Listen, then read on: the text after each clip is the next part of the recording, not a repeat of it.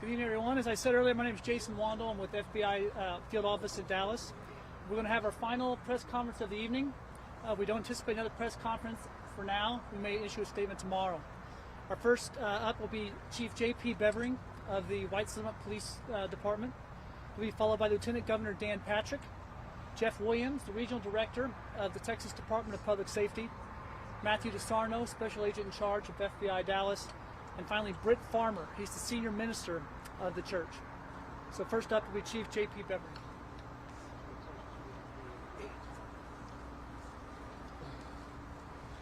Good evening. Like I said, I am Chief J.P. Bevering, White Settlement Police Department. I want to provide you just another brief update of kind of what's happened since the last time we spoke. I want to reiterate that there is no ongoing threat, that the suspect has been eliminated.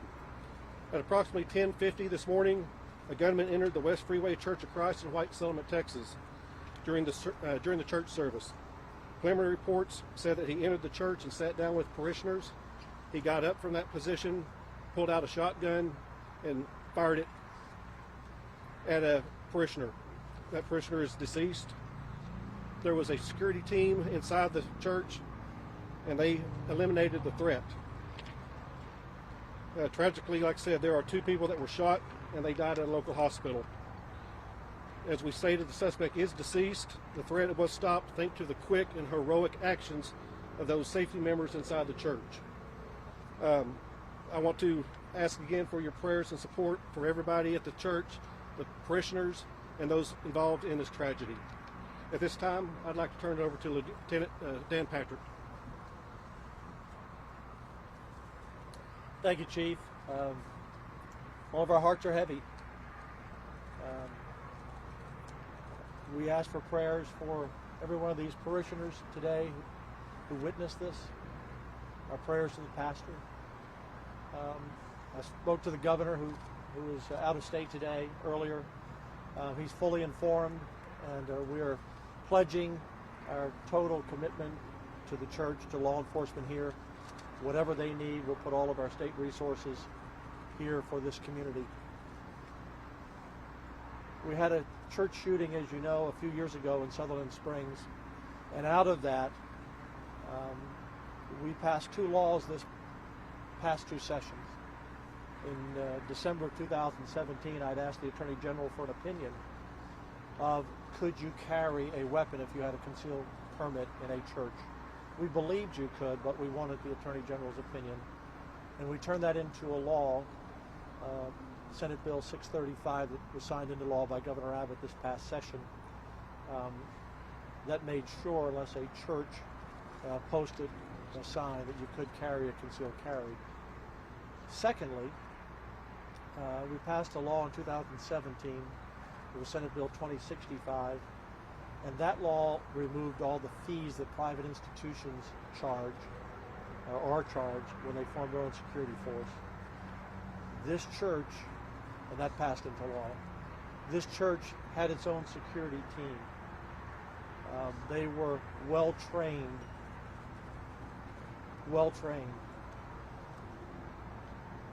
The heroism today is unparalleled.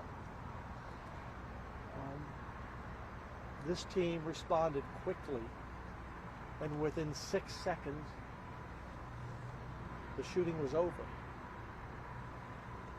2 of the parishioners who were volunteers from the security force drew their weapons and took out the killer immediately, saving untold number of lives. Had the shooter been able to indiscriminately start firing into the parishioners sitting there in front of him, or at the pastor or whomever, we would have had many more lives lost today and many more serious injuries. So our hearts are so heavy, and we pray for these families, and our thoughts are for the victims and their families and for these parishioners in this community. But we have to lift up real heroes today. We were talking before we came out here about first responders. And first responders, thank God for the men and women who are there for all of us. But the immediate responder is the most important, the citizen responder. Because even though the chief's brave officers were here in less than a minute, less than 2 minutes, they responded immediately. By the time they got here, the shooting was over. And that always happens. In over 50% of shootings, our first responders, it's usually over when they get there, no matter how hard they try. So it's important. This is going to be something that is studied and watched by law enforcement and private citizens and churches or anyone who else who trains up their own security to see how lives can be saved. So we're thankful. We're thankful for the heroes, two sadly, who died today. With that, I want to turn this over to Colonel Steve McCrawl of our Department of Public Safety to give you further details. Steve? Thank you. I'm going to go ahead and turn it over to Regional Director Jeff Williams for any questions you might have regarding this. I do want to say and commend the Chief of Police and his men and women. Clearly, they are heroic, as the Governor said, and no question about it, as well as all the law enforcement community came together. But the church community, those that responded, were clearly the heroes today. And for questions regarding what we can't answer, I'm going to go ahead and have our Regional Director answer those. Good afternoon. My name is Jeff Williams. Thank you again for coming. I want to echo the comments that have already been made here tonight. It cannot be overstated how important it is that everyone recognize what took place here today. The citizens who were inside that church undoubtedly saved 242 other parishioners. And that might get swept aside in this whole conversation about active shooter response, and God knows law enforcement has done a whole bunch of work to make our response better.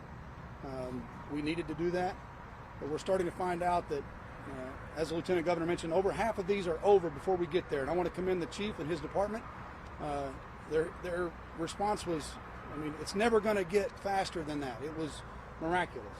And so the true heroes in this are the people who were sitting in those pews today and responded, the immediate responders that saved their fellow citizens. And I just can't overstate how critical that is for everyone to recognize. It is truly heroic, and the citizens of this community have a lot to be proud of for their response.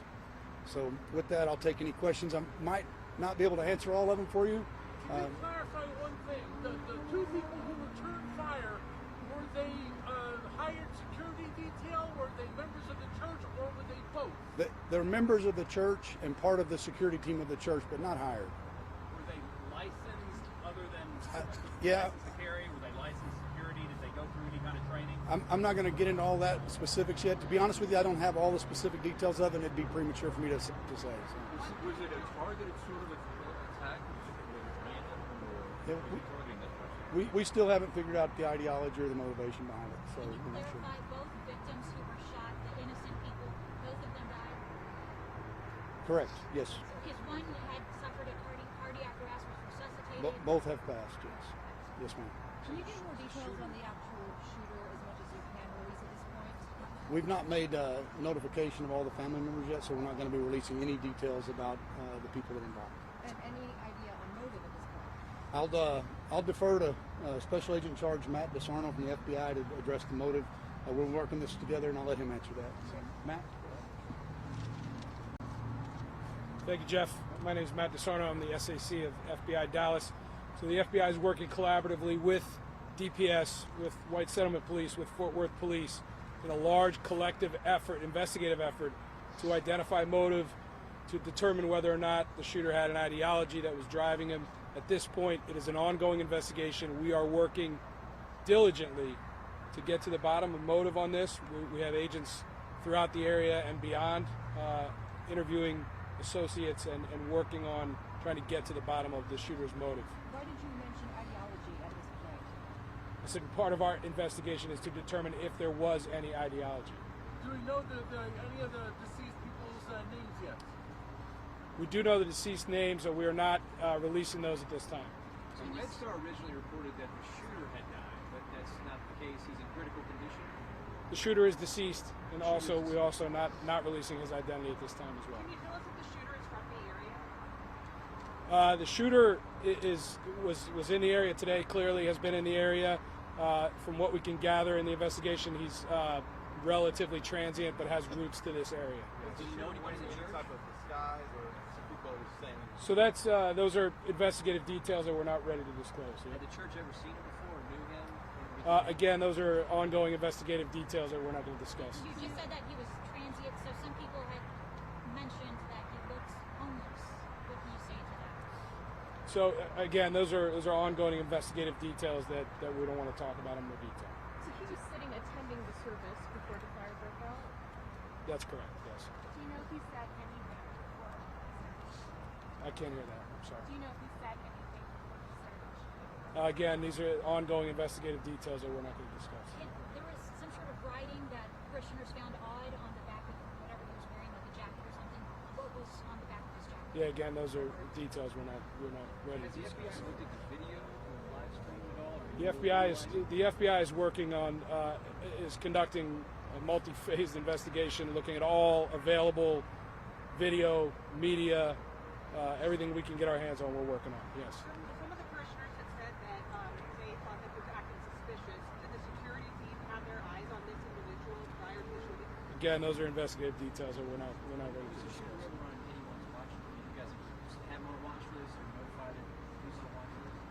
So the shooter has had multiple contacts with law enforcement in the past, but he was not on any kind of a watch list like that. For what kind of contact?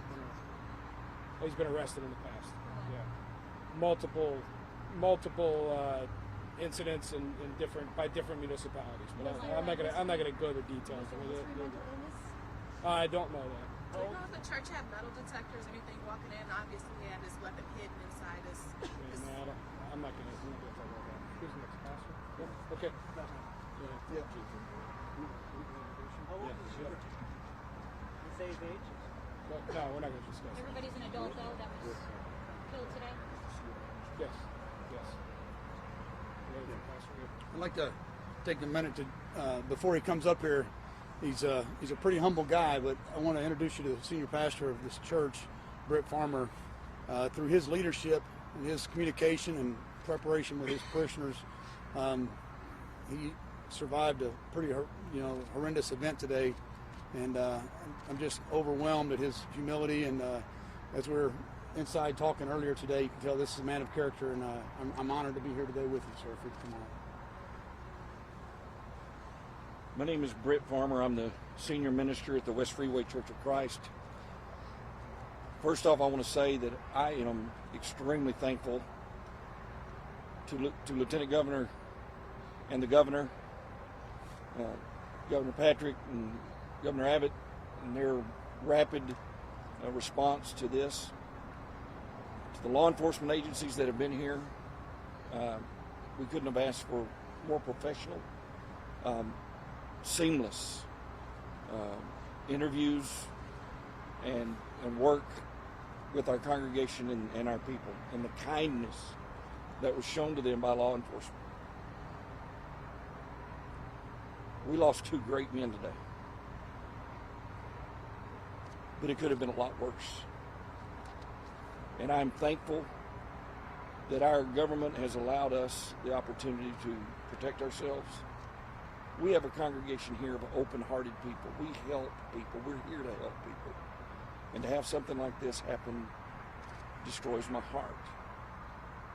And when I say destroys it because there is evil in this world.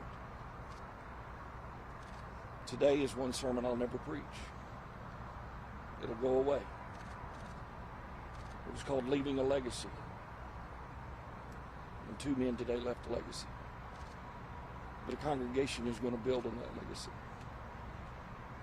We'll have a church-wide meeting tomorrow night because we did not get to have our service this morning. We will be meeting in our building at 6 p.m. Those that want to be here at 8 o'clock, I'm going to make a blanket statement for you, the media, and for the public. And right now I'd like to say to all those that are watching, thank you for your prayers. Please continue to pray for the West Freeway Church family. We like to say we're a place you and your family can call home. Today our home was invaded by evil. The sad thing is it happens all the time as far as evil's concerned. But I know two men right now that are better off than any of us are. And I hope and I pray that not only will we survive this, I know we will, but that in some way we might be a beacon to those who don't know what to do. Because today we proved that not only can we be God-loving, God-fearing people, but we can protect each other as well. Thank you.